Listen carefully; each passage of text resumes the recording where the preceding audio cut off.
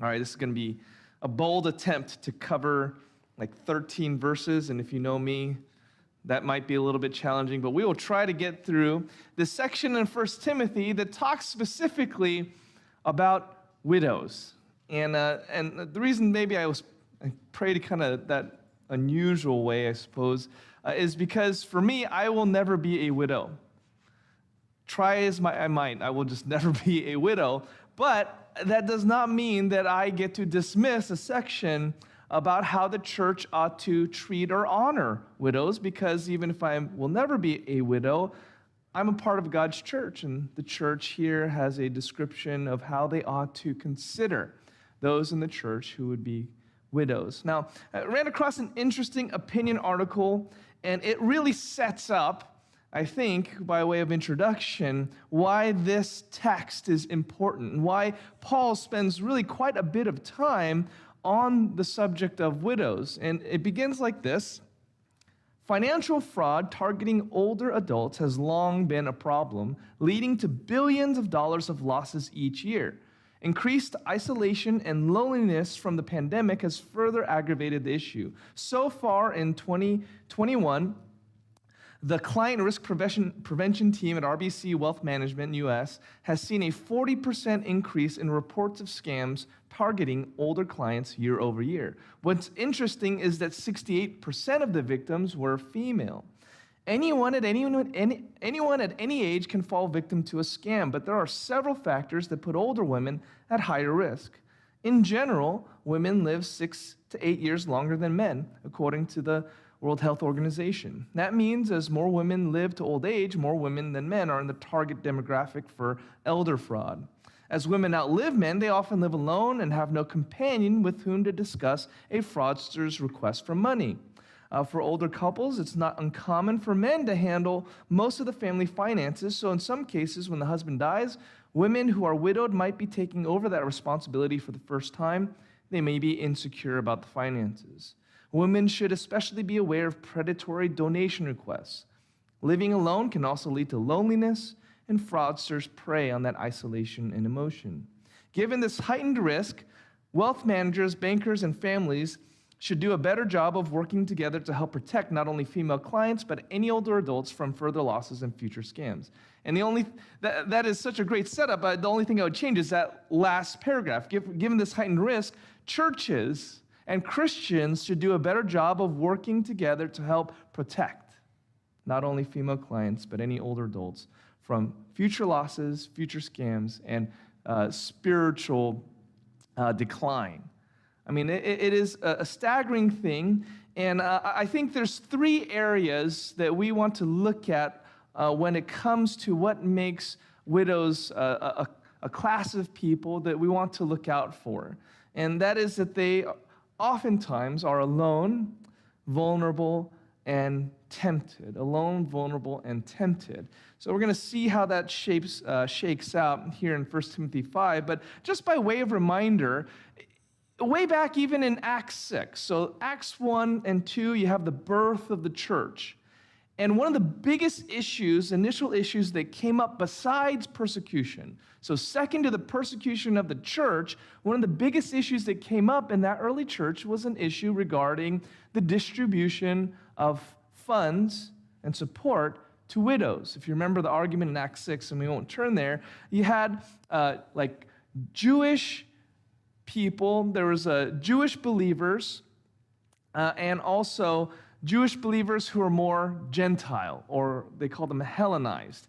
And there was sometimes this dispute between those Jews who really thought they were Jews because they lived close to Jerusalem and they hung out with just Jewish people, and those Jews who lived in Galilee or Nazareth who hung out with Gentiles more often. They lived further away from Jerusalem, and so there was a bit of discrimination. And if you remember in Acts 6, the widows of the Hellenized or the Greek Jews, they weren't getting their distribution as fairly or maybe as quickly as those Hebrew Jews, those Jews who were closer to Jerusalem and so on. So this initial dispute was very early in the church, And they actually created what we'd call the office of deacons because of that dispute. So it's a very important moment, and it swirls around the issue of widows. And you can see very early on that the church was considered a supporter of widows, cared for widows very early on since its inception. It was something that apparently is very well known for, or else there wouldn't have been like this list, this distribution that was given out. So it was close to the heart of the church, even from the beginning of the church. So this is significant for all of us to consider. So I thought I'd do a little bit of background about widows in the ancient Near East. And actually, I've come across a really interesting book. I don't even remember now how I came across it, but it's called Women in the Ancient Near East.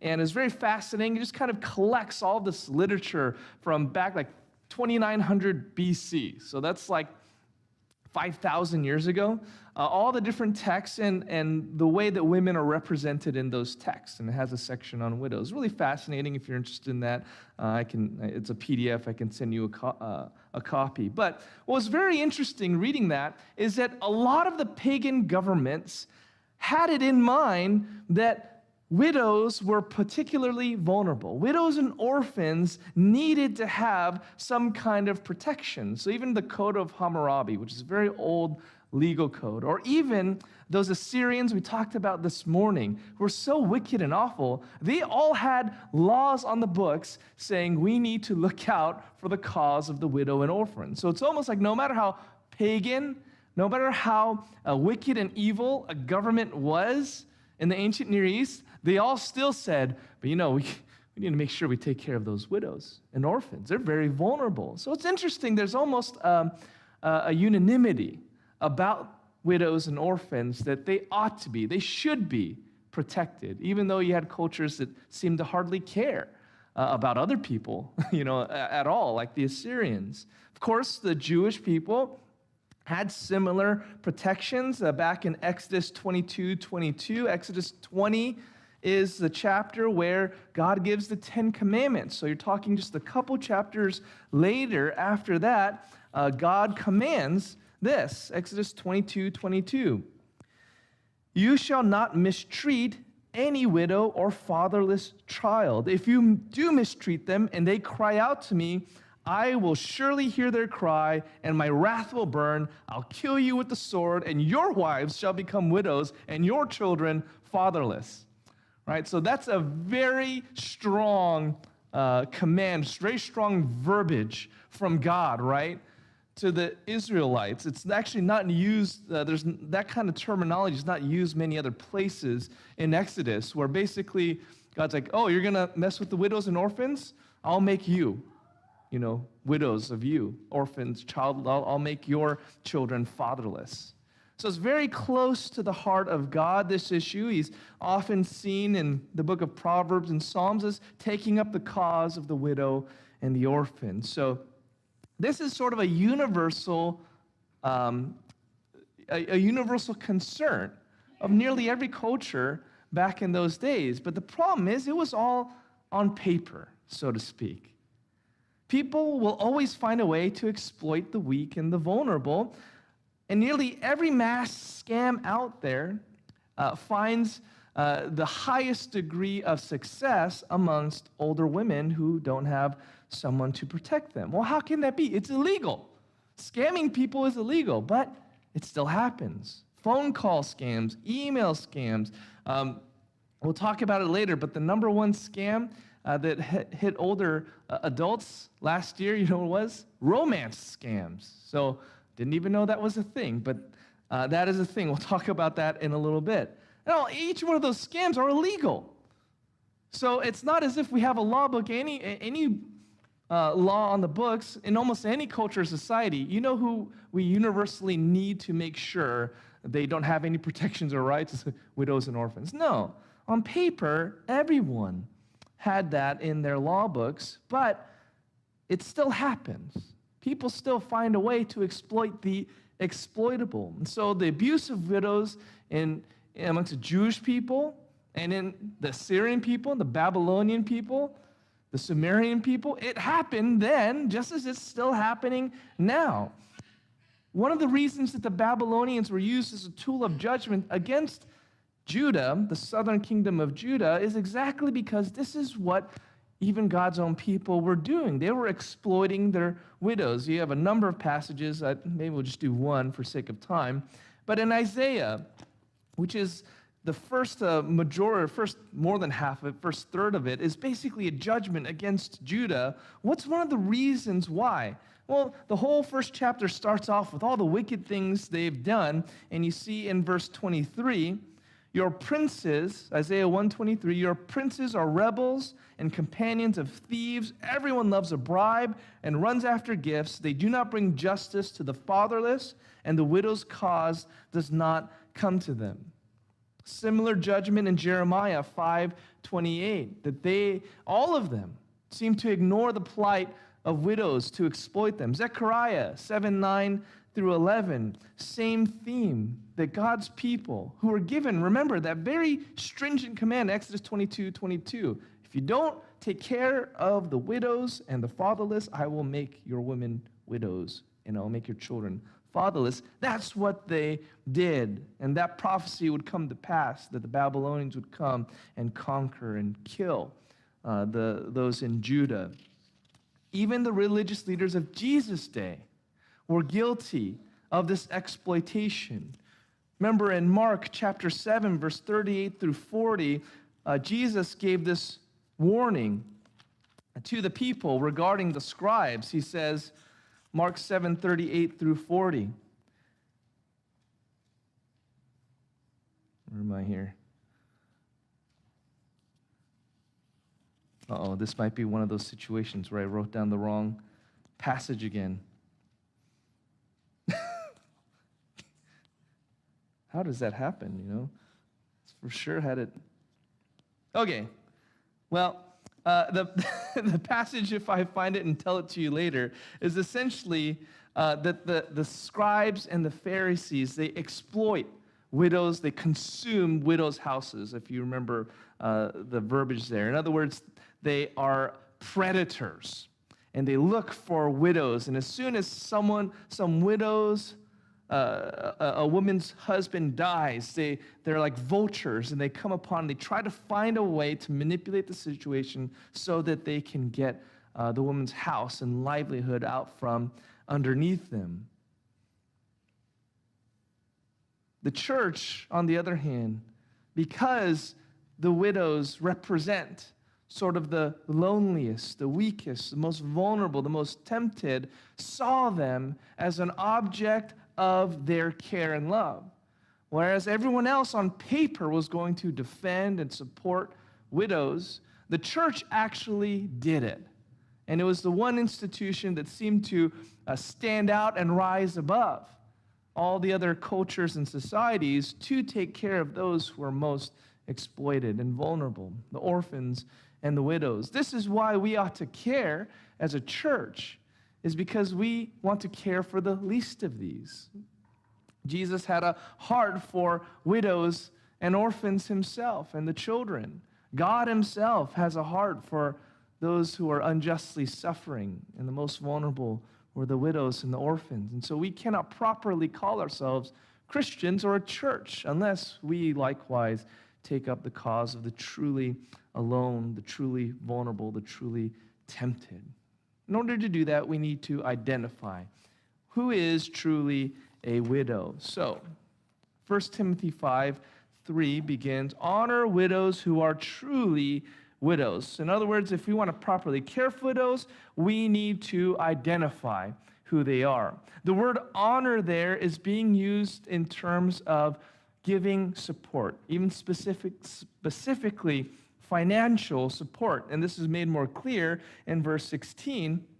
If any believing woman has relatives who are widows, let her care for them. Let the church not be burdened so that it may care for those who are truly widows. So there's a sense that they are supporting these widows in their livelihood and making it from day to day. And then when it says in the next verse, let the elders who rule well be considered worthy of double honor, there it's talking again about money, financially supporting. And so here when it says honor widows who are truly widows, we're talking about churches actually supporting and giving financial support to widows. Honoring them means to, give them money to live by. That was also what was happening in Acts chapter 6. So Paul, though, is very clear that he does not want the system to be gamed, right? Because any system where you might be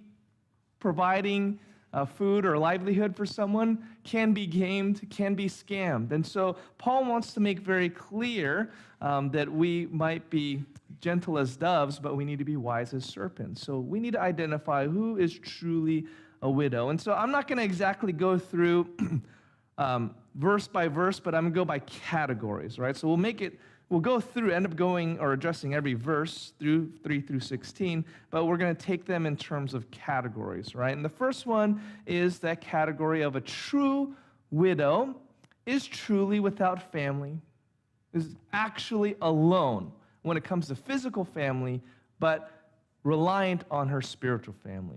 So a true widow is truly alone, truly without family when it comes to physical family, but is really reliant on her spiritual family.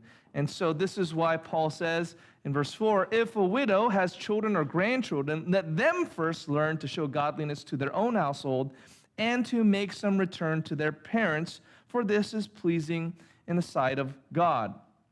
In other words, the primary duty should actually be for children or grandchildren to take care of the widow. It should be done by family first. They ought to show godliness. They ought to do what is pleasing in the sight of God. Well, why is it godly or pleasing in the sight of God to take care of your mom?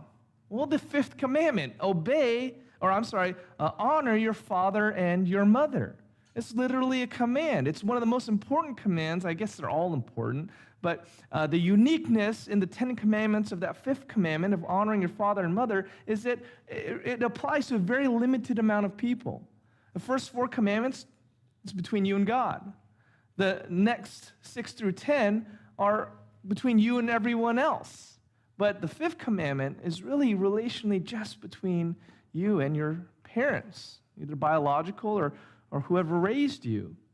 And the reason it is so significant is because it is the basis of society and culture, the relationship of children to their parents. And it is one of the greatest ways that God actually shows his relationship to people is in that dynamic between a child and their parents. So it's a very important command because you ought to learn a lot as a child of someone else, and not everyone here is a child of someone else, about who you ought to be in your submission to another authority and how you submit to and honor your parents. We'll say a lot about how you submit to and honor God. And vice versa, when you become a parent or if you become a parent, you start to see how much God has to put up with in terms of dealing with us as children. Because as you have children, you start to really understand what it is that God is our Father and that he doesn't just smite us the first time we do something wrong. It's a very important command, and so Paul reiterating that, and really the whole Bible reiterating that this command doesn't just stop once you move out of the house or you have your own family. If there's a widow, your mom is a widow, you should bear as a child some of the burden of taking care. It should be at least one of the first considerations to make. But secondarily, any male relative and any female relative ought to be taking care of the widow. You look at verse 8. If anyone does not provide for his relatives, and especially for members of his household, he has denied the faith and is worse than an unbeliever. We'll get to that in a second. Verse 16, if any believing woman has relatives who are widows, let her care for them. Let the church not be burdened so that it may care for those who are truly widows. So you have both male relatives of a widow and female relatives of a widow being called to serve the widows in their family. And it's interesting that there seems to be differing motivations. You get a different vibe from verse 8 than verse 16. What's the motivation in verse 8? It's almost a threat. If you don't care for your own family, your own household, it is such a complete dereliction of duty that the church should consider you an unbeliever if they knew there was some widow in your family that wasn't, being cared for. We should church discipline you. It's a very strong statement, isn't it? Whereas the motivation for the female relatives of the widows is so that the church should not be burdened. And there's no threat there of, you facing church discipline, but rather the motivation seems to be out of a love and concern for both the widow and for the body of Christ, your church, the church not to be burdened. One of the applications perhaps here is just to remember or acknowledge that the Bible does seem to have distinct roles laid out for men and women in the home and in the church. We talked a lot about that in chapter 2 and chapter 3. But another thing that as I was preparing for this message, I discovered is that there's a lot of times where, yes, and the ancient Near Eastern culture, they would have provisions for a widow to be taken care of by a male relative. Like a lot of these, ancient Near Eastern cultures, they would say that the male relatives, needed to take care of this widow, not necessarily the state. But what would happen sometimes is that the male relative would exploit the widow. It's like an uncle or a cousin or something, and instead of actually serving the widow, would manipulate the situation. This is perhaps what was going on even in Jesus' day and Paul's day, and they would use that connection, that obligation, to actually take from the widow instead. And so maybe that's why the words here are so strong by Paul, is that this sort of thing was happening. And so if you were to neglect or abuse the duty and the responsibility to care for a widow, you got this harsh judgment from Paul. It's the New Testament equivalent of what God said in Exodus 22:22. Paul's not saying, well, we're going to make you, your wife a widow and you're going to make your children fatherless. No. But what's the highest judgment in the New Testament is we would consider you as if you had no relationship or belief in Christ at all, that you are worse than an unbeliever if you don't take care of the male or the widows in your household if you are a man. Just that's significant. And maybe, again, it is exactly because you were supposed to, and to use that situation for your own gain, so deplorable, so wicked, there's this harsh judgment for it. But to go back to the point of 1 Timothy 5, or the big picture point, to honor a truly alone widow is one of the callings of the church, to identify, first of all, whether there is any family that can help. Because in God's providence and plan, the family unit is in so many ways the safety net that we should have. It is natural for family to take care of family. But if a woman has lost her husband, and in some of the cultures of this day, she could even be considered an orphan if she had no male relatives and her husband died. She'd be considered a widow and an orphan. Then the church does need to step in, because all she has is the church family. And the truth is, she is not alone. Because she has her church family, we get to demonstrate that a widow who seems alone is not truly alone. It's one opportunity we have. Secondly, identifying a true widow. A true widow is truly Christian, vulnerable, but nevertheless faithful. A true widow does not let that position of vulnerability produce selfishness, but instead faith. Now, most of this section is actually descriptions of the qualities of a Christian woman. And really, they're not unlike the qualities and qualifications of elders and deacons that we went over so rigorously. It's a few months of sermons. Remember, and we're outside during Christmas, and I remember thinking through this, man, seems like so long ago. We're outside going through these Christian aspirations in 1 Timothy 3. Well, it's not an unsimilar list. And that's why we said even back there when we're going through those qualifications of an elder or deacon, that they're not just for aspiring pastors, but they should be aspirations for every Christian in some of the same ways. We're going to look at some of these a little bit more quickly than we went through 1 Timothy 3. But you're going to see that these should apply to all of us, not just widows. A true Christian widow and a true Christian is, first of all, and you notice this is up front after, if a widow has children, they should take care of her. But after that, it says, this is how you truly identify a real widow, a real godly widow. Verse 5, she who is truly a widow, left all alone, has set her hope on God and continues in supplications and prayers night and day. But she who is self-indulgent is dead, even while she lives. Command these things as well, so that they may be without reproach. That being that this is not just a qualification, but hey, you need to tell people to do this. You need to tell people that it is an obligation that they must do this. But verse 5 and 6 is really saying that a true Christian is others-centered. It's not thinking about herself. And of course, again, I don't think, but I will never be a widow. But I can imagine feeling so alone, and in your aloneness thinking, I have to do everything myself. No one else is going to take care of me except me. I need to look out for number one, because no one else will. I can see how a widow might fall into that temptation and trap, but a truly Christian widow is not thinking about herself. She's thinking about others. Where is her hope? Is it in herself? No, it is in God. What are the kinds of things that she prays for? Well, supplications are prayers that we make for others. And this is in contrast to being self-indulgent, self-reliant, self-concerned, as I imagine many widows, again, would be tempted to be. Plenty of widows that we read in the Gospels and in the Bible. You can see and hear their desperation. One of them lost a child. Another one, is sick.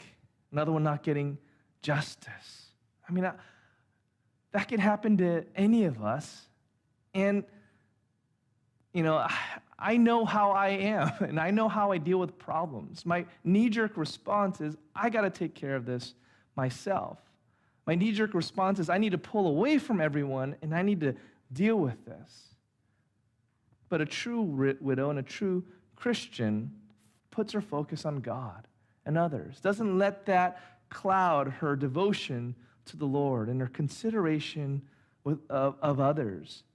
Now, there's an irony here. It's like she who's self-indulgent is dead, even while she lives.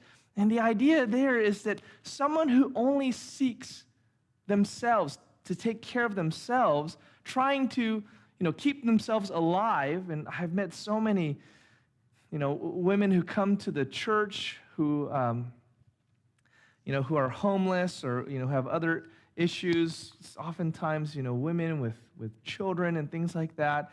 And, they're just trying to scrape by, right? They're just trying to get by, make it through the day, maybe not have to sleep in their car, maybe, just have a day of work, maybe have a shower. I can understand their desperation just to take care of themselves. But, a certain amount of that effort and energy only being poured into yourself, Paul says, it'll result in death. Maybe not physically, but spiritually. If you only look inward all day, every day, there's nothing of substance there. You're keeping alive a husk of a person, because our ultimate fulfillment is in Christ, is in doing what God has designed for us to do, which is not to, gaze at your belly button all day, metaphorically speaking, but to serve Him, love others, care for others in need. That's a very difficult thing to say to someone who doesn't have a lot, but in a way, that's why the church would provide for a woman like this, is so that they can do those things for which God has created and made them. So the true widow, other-centered, not self-centered, not self-seeking, because to do so is death, if not literally, then spiritually. A true widow is also to be the wife of one husband. We see this as another qualification, a character qualification in verse 9. And this is the equivalent of, if you remember back in 1 Timothy 3, that the overseer or the elder must be the husband of one wife. And we said that literally that's a one-woman man, right? One-woman man. Well, here, this is a one-man woman, all right? In other words, that almost everything we said about the qualification in 1 Timothy 3:2 of a one-woman man, that's true of women as well, that they need to be ultimately devoted to one husband. This is speaking of honoring the Lord's command, that one man, one woman are united in marriage till death do them part, become one flesh. And it becomes significant because that's like the second, really it's the first qualification of an elder. There's a very broad statement there. It says that they must be above reproach, but the first specific qualification is one woman man. And here it's, again, one of the first qualifications brought up. Why? Because one of the markers of true Christian faith for those who are married is how do you treat, how do you love, how do you submit to your spouse? The love, the submission, the ministry that happens in marriage is a microcosm of the love, submission, and service that we do for the Lord. And we know, I won't rehash all those sermons, but Christ with his bride is the example for every marriage, every husband and every wife. It's such a close connection in marriage to that image of Christ in his church that it's a marker of whether someone is a good Christian, a true Christian. So a widow who is to be honored by the church must have this reputation, this qualification of having loved one husband till death did do them part. Verse 10 says that she must have a reputation for good works, and that means external evidences of faith. And you get a list here, all one after the other, of these kinds of good works that testify to a true faith. If she's brought up children, has shown hospitality, has washed the feet of the saints, has cared for the afflicted, and has devoted herself to every good work. It's just sort of a summary statement. So, of course, if a widow has children, that the children will bear testimony to her faithfulness. Again, we saw a very similar qualification in 1 Timothy 3 about how a pastor must manage his own household well. So the children are a testimony to faithfulness, not perfection, but faithfulness. I think that's a big thing to distinguish, because if you were to judge my spirituality simply by, if you took a snapshot of my worst moments with my kids at home, you think this, well, maybe you'd laugh, because if you're a parent, you're like, yeah, that's exactly how things go. But I don't feel super great about, oftentimes how I deal with things at home. But it isn't so much about being a perfect dad or a perfect mom, but whether we've been faithful to love them and point them to Christ. And even in my failings, I think that is doable, and I've tried to do that, and that is doable for you all as well. So if the testimony is that, as best she could, she tried to honor the Lord in raising her kids, that's one way to show her reputation. You have next hospitality, and this is literally a love or a reception of strangers. How did she treat people that she may not have known super well? It's a quality that almost a lost art here in America in the 21st century. I don't know about you, but I've got cameras, aimed at my door. And if you look funny, guess what? We're not opening that door. They know I'm home because all the cars are there. They can hear the dog. They hear the kids. But, look at that camera on my app. I don't recognize that face. So, certainly Catherine, if she's not home. If she's home by herself, she's got 4 kids, her hands are full, she's probably not going to open the door. Well, this is not saying that we are foolish in who we receive at our door, but rather it's a heart attitude of strangers in need, all right? Not just any stranger, not just the guy trying to sell you solar or whatever, but people. If someone came to my house and they looked like they're afraid or they're hurt or injured, we would reach out, help them, open the door, and this was something that was expected of Christians. And it took on a different connotation later as the church matured. Hospitality, receiving strangers, came to mean welcoming missionaries who were going through. But here it's probably really does mean strangers in need, people that you don't really have any connection to who are in need, you reaching out to them, because the next statement is washing the feet of the saints, and that does have to do particularly with ministry to other believers. Of course, washing the feet was something that came to symbolize in the early church. It's a very common thing to wash people's feet in those days, and we've talked about this before. They wore sandals all the time, dusty roads, animals on the roads and everything else. So when you got to someone's house, one of the first things you do is wash your feet. Either wash your own, or if there's a servant or someone, a child, someone low on the social status rung, they might wash your feet for you. But if you remember on the night when Jesus was betrayed, we're about to have the Passover feast, none of these disciples had bothered to stoop down and wash the others' feet, or apparently their own. And so Jesus, very iconically, he strips down, he puts a towel around his waist, he gets out the basin, and he washes 12 pairs of dirty, nasty feet, including the feet of his betrayer. And so this act of washing feet, which was just a normal thing in those days, came to mean something in churches of sacrificially putting yourself in humble service to others.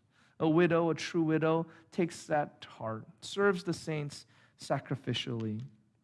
Caring for the afflicted, and this has to do with those who are in particular times of distress, that I would say has an eye. A widow has an eye for those who look like they're in trouble, or need a shoulder to cry on, or need a comforting word, or need help. This is an active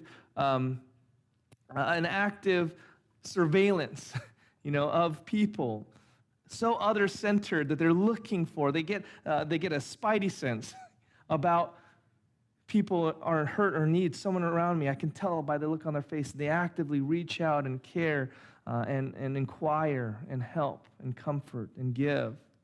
And this all kind of gets lumped up in devoting herself to every good work, or actually it's the word devoted is almost like hunting down, like actively, looking for ways to serve constantly, consistent attitude of wanting to adorn the gospel with good works. A true Christian, or a true widow, is a true Christian, rather than seeing herself as a victim of circumstances, rather than thinking, I need to care for me because no one else will.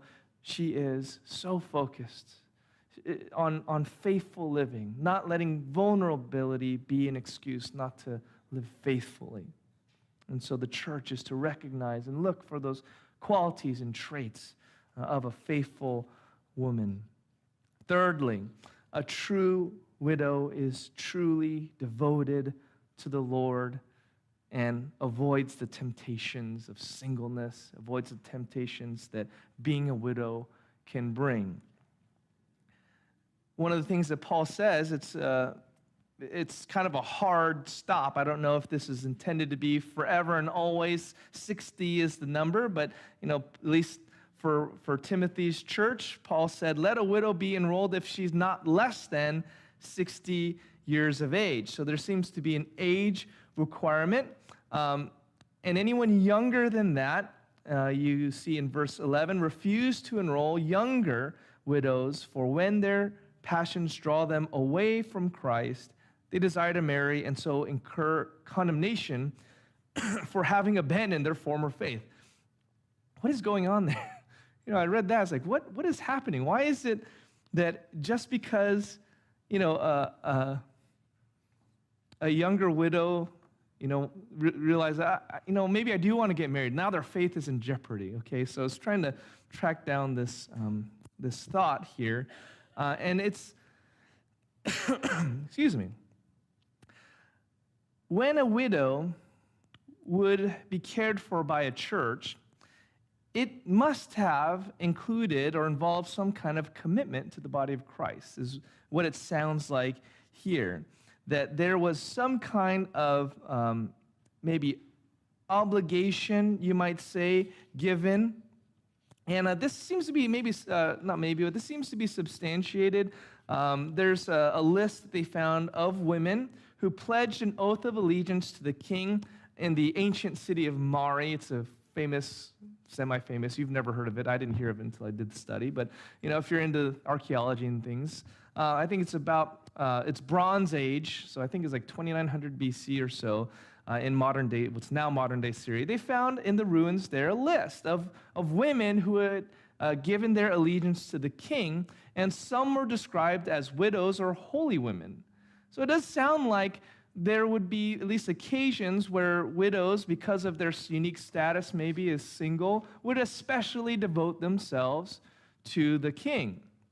We know they kept lists for the distribution because of Acts 6, so at least there was some expectation or some sense that women had some kind of commitment attached to being supported by the church. There's some expectations, and not necessarily that they were like employed by the church or anything as formal as that, but maybe just the idea that in order to be supported by the church financially, the widow was expected to support the church spiritually. Maybe we could say it like that. And a widow was to be received if they were willing to make that kind of obligation or choice.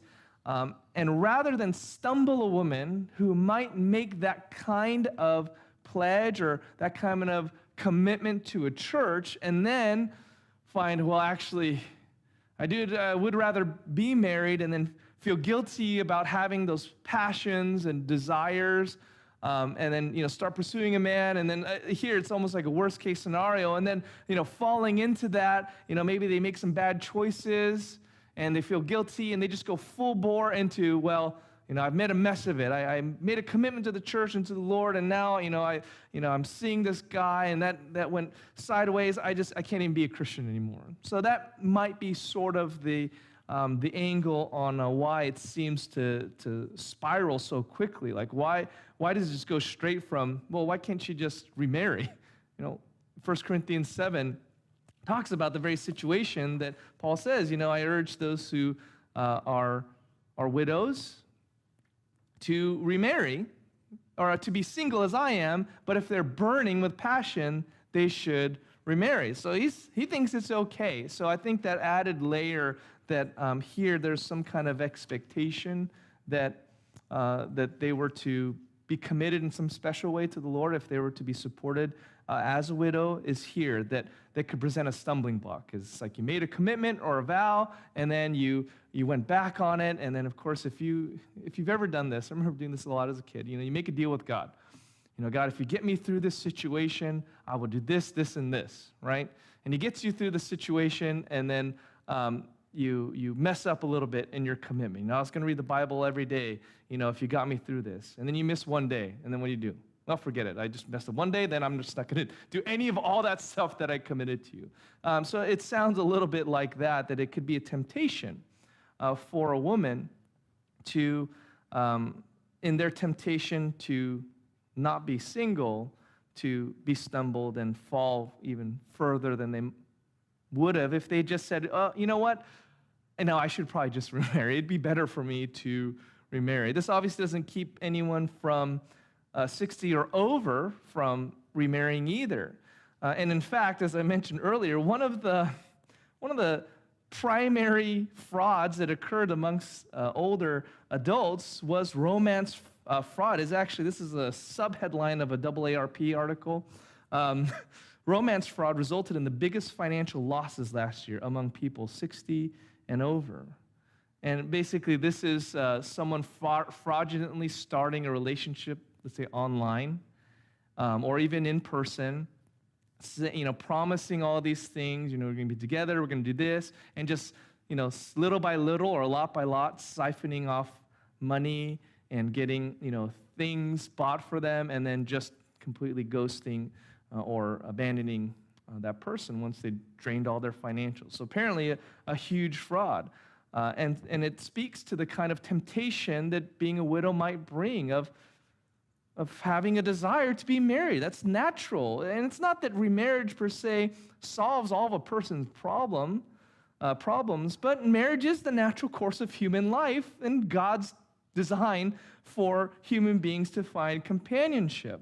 So if that is you as a widow, then it is better simply to remarry rather than fool yourself. Well, no, I'm going to be especially devoted to the Lord, and I'm just going to focus on Him. Well, if you know in your heart, and this is especially true of younger people, and that's why Paul says it this way, don't feel bad about remarrying. Don't think you need to make some vow to the church and to others and then feel bad about not making good on it. So a true widow is someone who understands the temptations that singleness brings and can make a wise choice about it and say, no, I do want to serve the Lord wholly.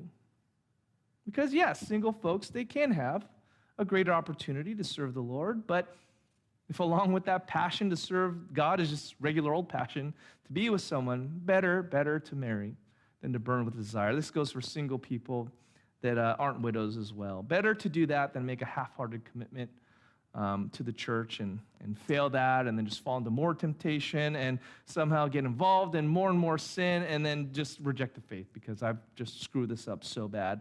So that's, I think, what is going on there in 1 Timothy 5, 11, and 12. Of course, another temptation for single women in general, but widows in particular, is to have a lot of time on their hands and to become idle gossips and busybodies. And that's what you see in verse 13. Besides that, they learn to be idlers, going about from house to house, not only idlers, but also gossips and busybodies, saying what they should not. That's why I would have younger widows marry or remarry.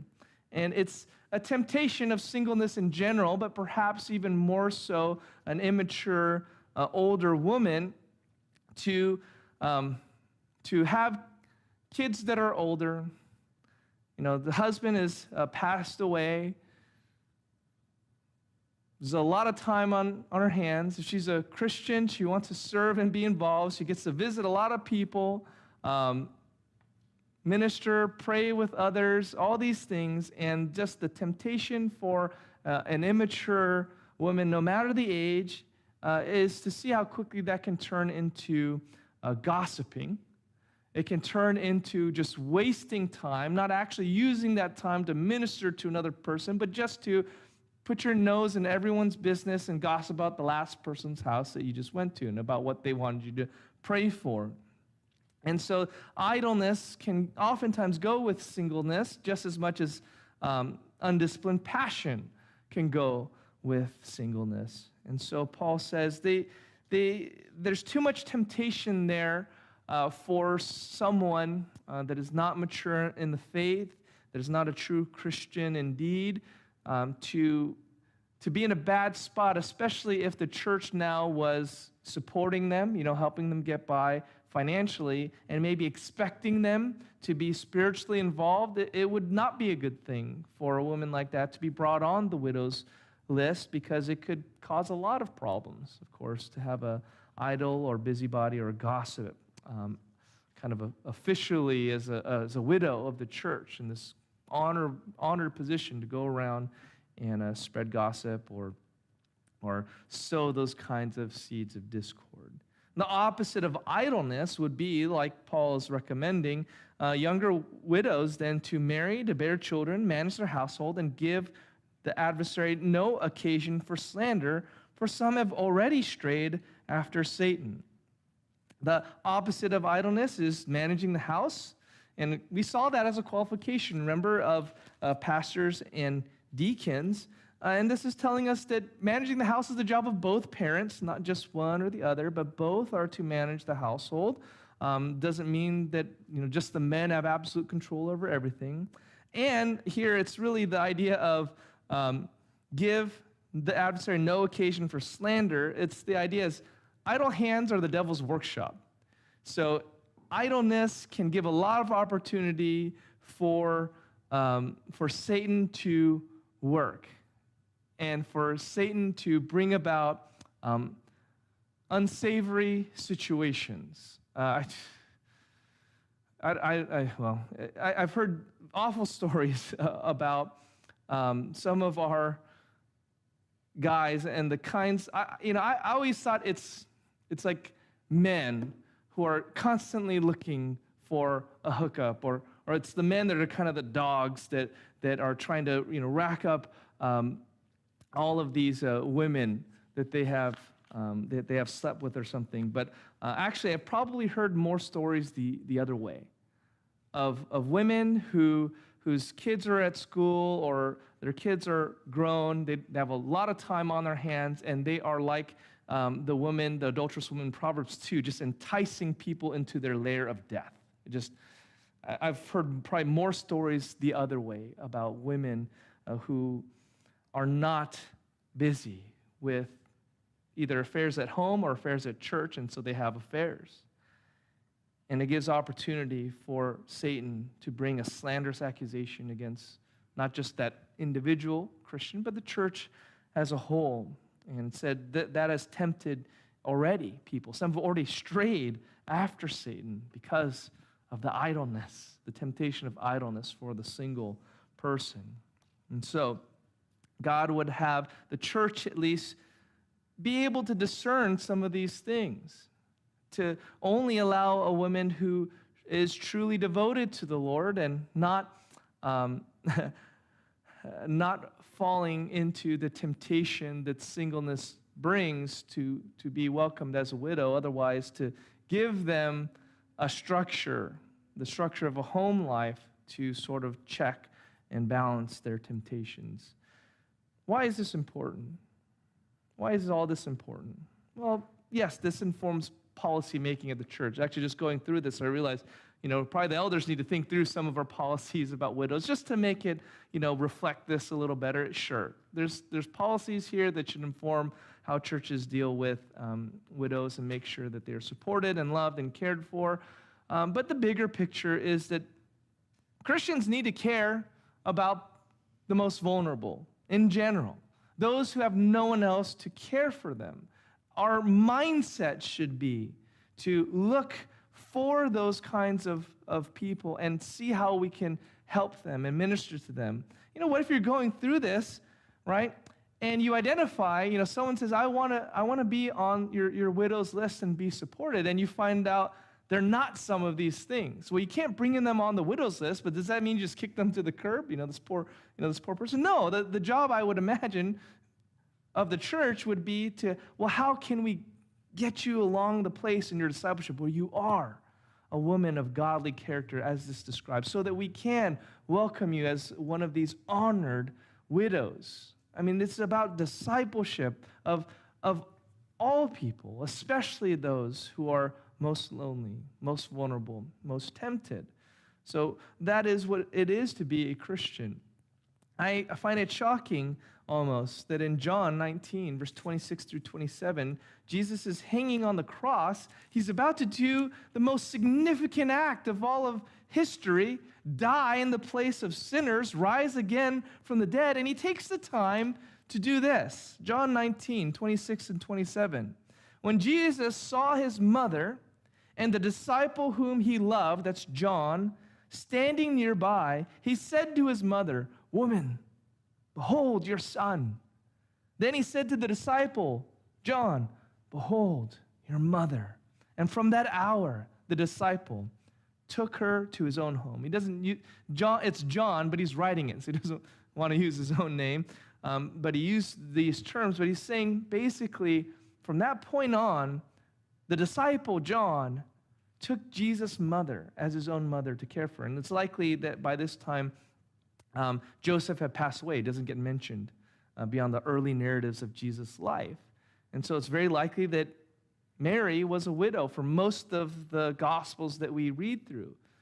And I can almost guarantee you, that as a true worshiper of God, Jesus took care of his mother. And we know he did the 30 years he was alive, because even at his death, what's one of the final acts that he does is to make sure that his widowed mother is cared for and loved by someone that he trusted.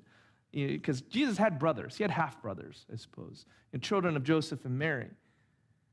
But apparently he didn't trust them to take care of his mom. Maybe they would have exploited her. Maybe they wouldn't have, maybe they would have done exactly what these scribes did and what everyone else does, is exploit this poor woman. And so Jesus makes sure that someone he trusted was going to care for her. It's one of his last acts on the cross. If it's near to Jesus' heart, who knows exactly what it means to love and serve and sacrifice and give, that needs to be our example too as a church. That we will care for and love the widows, the orphans, the most vulnerable, the most lonely, the most tempted.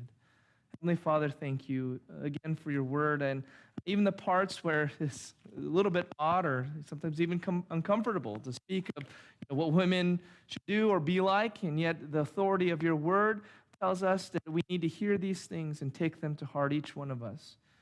This has something to do not only with what a church does, but the very character and nature of God himself, who defends the cause of the widow and the orphan. Help us to have that mindset. Help us to embrace that kind of attitude that sees vulnerable and lonely and tempted people and says they need to be served and ministered with the gospel.